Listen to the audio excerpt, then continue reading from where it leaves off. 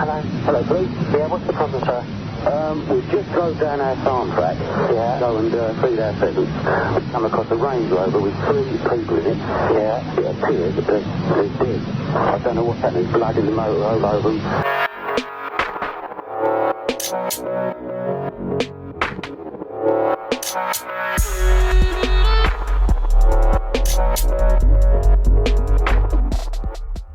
And welcome back to a new video on the Essex Boys case. As always, if you are enjoying the content, please do give the video a thumbs up.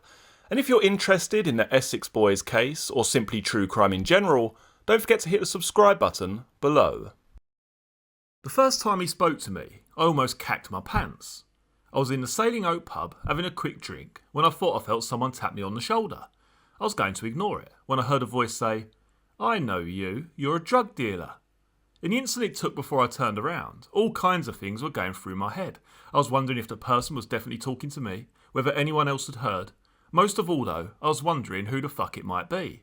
I was really hoping that it would be one of my old customers, or some friend of a friend with a big mouth, someone stupid, someone I could just tell to piss off. And then I turned around, and I saw Detective Constable Jim standing next to me with a big smirk on his face. There and then, I wanted the ground to open up and swallow me whole. Anywhere but there was where I wanted to be. This was bad news. Really bad news. I'd never spoken to Jim, but I knew who he was because our paths had crossed twice before.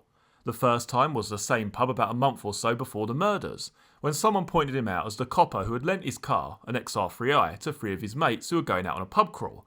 They'd written it off, and one of them ended up in intensive care. We were all talking about it in the pub, and I said something like, "Fucking hell, not much of a detective if he couldn't see that one coming, is he?" Jim was standing right next to me at the time, but he never said anything. He just looked really pissed off and a bit embarrassed. The second time was outside the Sailing Oak just after Christmas, when I saw him unloading a load of bottles of spirits from the back of his car and taking them into the pub. I remember asking someone later what he was up to, and they said that the landlord was a mate of his, and Jim had managed to sort him out with some cheap booze from one of those police auctions. So there I was in the pub with this copper, and he was looking me straight in the eye, accusing me of being a drug dealer. I was desperately trying to think of something to say, when he started up again.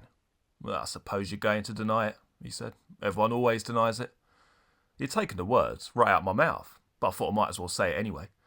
"I don't know what you're talking about," I said. "All that was a long time ago. You're out of date, mate." And then I walked off.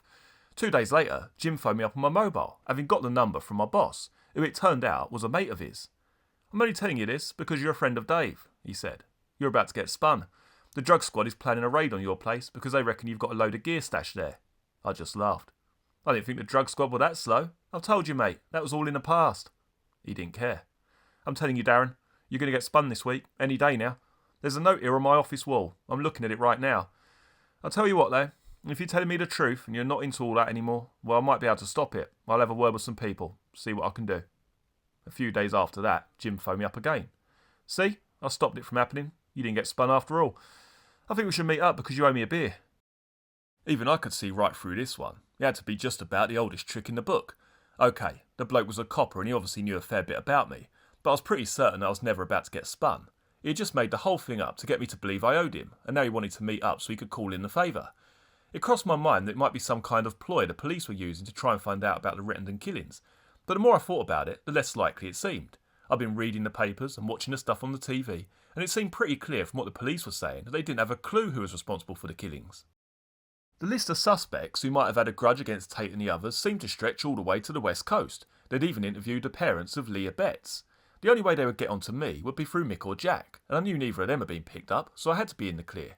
In the end, I was so intrigued by the whole thing, I decided to let my curiosity get the better of me, and I met up with Jim after all. As it happens, he wasn't at all what I expected a cop to be like. But then again, I've never been friends with a policeman in my entire life. We had a few drinks and a bit of a laugh, and I found I was really enjoying myself. In a funny sort of way, we had quite a lot in common. It turned out that Jim was a bit of a maverick, who was always getting into trouble with his bosses for not doing things quite by the book. But as he told me more than once, as the beer started to disappear, he had an excellent arrest rate and was basically one of the most successful detectives in the whole of Essex. As Nicholls would soon discover, the key to Jim's success was an extensive network of well-placed informants. He would befriend dozens of low-ranking villains and play them off against one another, or sometimes against themselves. After manoeuvring himself into a position where the person believed they were in his debt, he would ensure his informant knew that their future was in his hands. He'd promise people impossible favours, wiping out parking fines, getting them moved to a bigger council house, anything to keep in with them. And then he'd play mind games. One of his favourite tricks was to get a couple of his informants together without them realising. He'd choose crooks who knew about each other's underworld dealings but didn't realise they were both providing information to the police, and then invite them to a pub at the same time. He would spend some of his time talking to one and then talking separately to the other. It worked like a charm. Each crook would start thinking that the other was giving information against the other, and then, at the earliest opportunity, give even more information in order to make the other person seem like a much better target. Working reams of unpaid overtime and regularly spending considerable amounts of his own money in order to keep his informant sweet, Jim was considered to be completely mad by most of his colleagues back at the station. He also frustrated them because of his unwillingness to share information. He always worked alone, and such was the spread of his informant network that he would often come across intelligence that would be of great use to the other squads. As far as Jim was concerned though, if it wasn't a collar that he could make personally, then it wasn't something he had any time for. It was only the fact that he got results, often very good results, that kept him away from the disciplinary committees. But it also held back his career. What Jim craved the most was promotion. However, it was crazy to think of an officer like that ever rising in the ranks. His only hope would be to come up with bigger and better collars, so that eventually his bosses had no choice but to move him up. And that really would be a victory. As for Nicholls, Jim knew that he had sold a few bits of cannabis in the past, sometimes in quite large amounts. It was a good bet that he was connected to someone fairly high up the chain, and with a little friendly persuasion and a lot of alcohol, Jim might just be able to find out whom. But the ball was actually in Nicholls' court. As Jim had yapped away about this and that and how much the pair could help each other out, Nicholls had come up with a way to use Jim to his own advantage. Darren Nicholls states, "It suddenly occurred to me that if I played my cards right, I might be able to find a way out of this situation I was in. There was no way I was ever going to go to the police and tell them about the murders, but if Mick and Jack just happened to get arrested while smuggling drugs, they'd be out of my hair for years." I needed to make sure there'd be no comeback on me, but Jim was going on about how good he was at protecting his contacts. I still wanted to put it to the test though. After a few more meetings, including one where Jim had invited me round his house, I started to feel more comfortable with him. It was almost as if he was a friend who just happened to work for the police rather than anything else. But he was never completely off duty. His priority was always getting information from me. Every now and then he'd mention the name of some local tow rag and ask if I knew anything about what they were up to. Sometimes I told him, sometimes I didn't. It usually depended on how drunk I was. I was starting to trust him more and more, and basically confessed that during my drug smuggling days, which were long over, I'd been involved with a sizable load of duff cannabis which I'd ended up chucking away.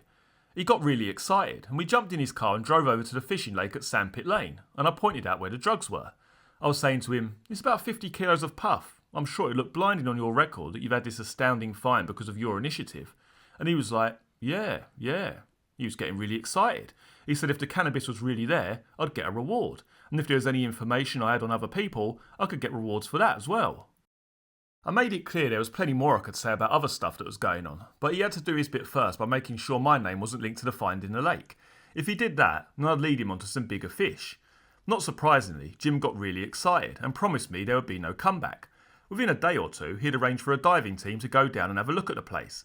I had to laugh when I saw the headlines in the local paper.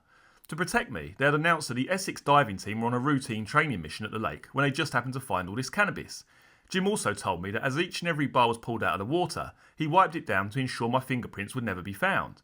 The papers put the street value at something like £100,000, which was a bit mad considering it was all cack, and the reason we had chucked it away is because we couldn't even give it away. When the news about the find broke, Mick was straight on the phone. I hadn't actually told him what I'd done with the cannabis. After all, he just told me to get rid of it. I don't think he cared as long as he didn't have to look after it anymore. But he called up and said, "Is it ours? Did you dump it in the sandpit?" Mick was most worried about whether they might find his fingerprints on the puff. I calmly told him not to worry, that I'd wiped every bar before I chucked it all in. "Great, nice one, Darren," he said. He was gone again. Jim seemed to be keeping up his end of the bargain. I began to realise there was a pretty good chance of the rest of my plan working out. The very next day, Mick called again and asked if I could pop round as he might have something for me. He was talking about drugs, of course. It was all going like clockwork. The future was looking rosy. When it came to collecting the reward, Jim told me I'd have to become a registered informant and meet his governor. If I wanted to stay anonymous, it would also mean coming up with a plausible story about how I knew the cannabis was in the lake. Jim suggested I say I'd overheard a conversation in a pub with a couple of dealers talking about having hidden some dope there. The final step was to come up with a code, one that didn't relate to any other villain or any other real person that either of us knew. It's not as easy as you think, and after what seemed like hours of stupid or useless suggestions, we settled on Ken Rugby, because Jim's son was in the school rugby team, and Ken was the name of his instructor. Using a false name was another way of protecting me. Along with our cover story, it meant that the top brass didn't need to know anything about me or my personal drug connections. I met Jim's governor in the car park of the Dolphin pub and told him about the made-up story. He said, "Brilliant," and counted me out £400 in £10 notes. I signed for the money as K Rugby and waved goodbye as he left. As soon as he was out of sight, Jim held out his hand and said, "Bottle of scotch?" I paused for a second, then counted him out £50 from the money I'd just been given. It should have been another one of those times when warning bells were ringing in my head, but I just didn't see it. I mean, we'd spent ages making up this totally false story so that I could get the money in the first place. I wouldn't have got any of it without him, so sharing the wealth seemed like the decent thing to do. I'd been teasing Jim something rotten about all the other stuff I knew, and he was so keen to find out about it that he started making me all sorts of promises to get on my side. I'd mentioned to him that I was really interested in getting a burger van in the area, because you can make good money from them. My bank had already agreed to give me the loan, but the hard part was getting a licence. Without it, you'd just get moved on every couple of hours and spend all your time paying fines. Jim said that he had a friend at the council, and if I helped him out, he'd make sure I got my licence. It was almost too good to be true. I was going to get rid of Mick and Jack, and I wasn't going to get into trouble myself, and I was going to be able to set up my own business. There was no room for doubt. Meeting Jim had been the best thing that had ever happened to me. It had happened more than 2 years earlier, but I still hadn't forgiven Alan Richards. It was one of those Christmas parties where everyone was drinking too much, and I wasn't going to be left behind. But after a couple of hours, I started to feel really ill and decided to go home early. Maybe it was something I ate. Sandra was having a good time, and Richards, who I knew fairly well because he used to go out with one of Sandra's sisters, said he'd drop her home for me. When the time came, Sandra got in Richards' car and off they went. Only he didn't take her to our place, he took her to his place, which was out in the middle of nowhere. And once he got there, he started going on about how he was too drunk to drive and how she'd have to stay the night. She tried calling me, but I was too far gone to hear the phone, so she had to sleep fully clothed on his sofa. Richards tried it on a couple of times but obviously didn't get anywhere. Even though nothing happened, Sandra knew I'd be really pissed off about the whole thing, and she was right. Although we'd sort of been friends, I didn't have a lot of time for Richards even before the thing with Sandra. He worked as a car sprayer, and he used to hire someone to go around and put key scratches down the side of every nice car in his neighbourhood just to generate a bit of business for himself. So I always thought he was a bit of a scumbag. I finally ran into him a couple of days later and I wanted to tear his head off. But as soon as he clapped eyes on me, he started crying like a little baby and saying, "Please don't hit me," and all that. His excuse for that night was the classic, he was so drunk that he forgot that she was in the car with him and had just driven home. I walked away. Ever since then, whenever our paths have crossed, he would always try and clear the air and offer to buy me endless drinks.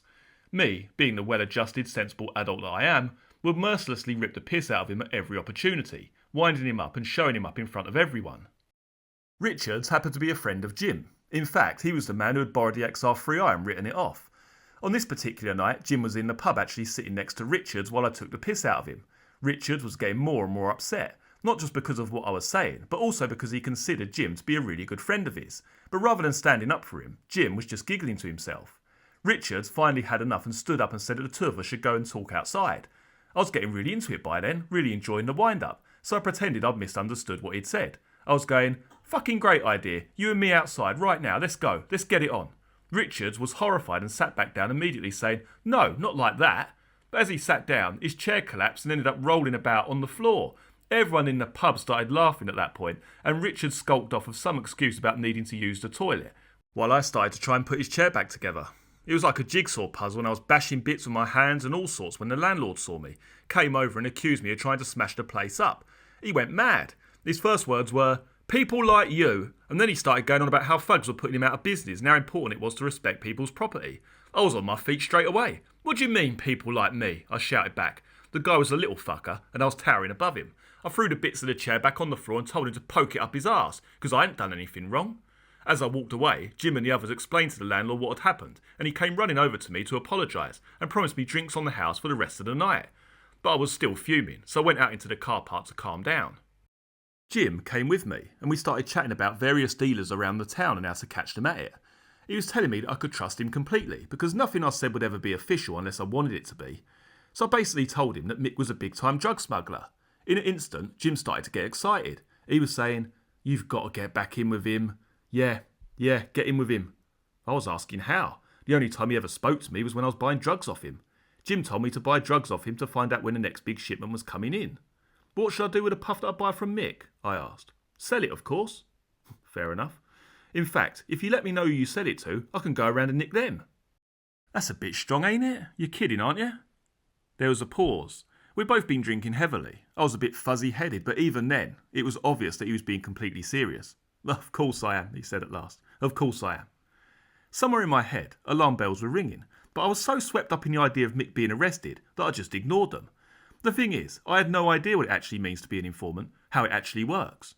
On TV, it seems to involve nothing but wearing a really bad suit and hanging about in some dodgy pubs, and then sitting next to some cops in their cars and telling them the word on the street. The reality is probably very different, but Jim never sat down and gave me a lesson or handed over some police pamphlet called How to Be a Grass, so I just made it up as I went along. The unwritten rule, so far as I saw it, was that I was allowed to buy drugs from Mick, sell them on in the usual way and keep any profit that I made for myself, just so long as I always kept Jim informed about what I was doing. No problem. The idea of me stitching up my friends, proper friends that is, not people like Mick, just to make Jim look good, was really bothering me, right out of order. But then the conversation drifted off into some other area, I can't really remember what. By the time we went back inside, Richards had vanished. It didn't matter how many different ways he tried looking at it, the conclusion was always the same. Alan Richards hardly got any sleep that night. Instead, he went over the events of the evening again and again in his mind. It started when Nicholls had been taking the piss out of him and Jim hadn't said anything. That just wasn't fair. After all, Richards had been giving Jim information on the Essex criminal underworld for months now, and he thought they'd established a good friendship. Richards had been involved in a wide range of petty criminal activities, and Jim had encouraged him to maintain his contacts so that he'd have more information to pass on to him. What disturbed him most, though, was what he witnessed when he came out from the toilet after his chair had collapsed. Through the pub window, he had seen Nicholls and Jim talking in the car park. There was something about the way their lips were moving, the way their eyes were shifting as they spoke. Richards knew, he just knew they were talking about him. Not just talking about him, he felt convinced they were planning to set him up. Early the next morning, sweating profusely and shivering with fear, Alan Richards walked into police headquarters in Chelmsford. "I'd like to speak to a senior officer. I have some information about one of your officers who's been involved in numerous criminal activities, and I can prove it." Skimming money off the payouts to his informants and falsifying his records was just the tip of the iceberg. Jim was into much worse than that. He took bribes to lose bits of evidence, he lied to those he worked with, and when it suited him, turned a blind eye to serious criminal offences. Jim was playing a dangerous game. He was burning the candle at both ends, and then for good measure, setting light to the middle as well. He may well have been the one with the warrant card, but in the eyes of his informants, he was more of a crook than some of the people he arrested. Of all the people in the whole of Essex that Darren Nicholls could have chosen to confess all to, Detective Constable Jim had to be just about the worst. You've been listening to Blogs 19, written by Tony Thompson. This book is available to purchase online at Amazon and other online book retailers. Many thanks for joining me for this video. Very shortly you'll be able to see some other videos from the channel, including the Essex Boys playlist, which has all of the videos concerning this case in one convenient folder. If you like this video, please do give it a thumbs up. If you're new to the channel, please consider subscribing. I look forward to seeing you all again in the next video. Take care. Cheers.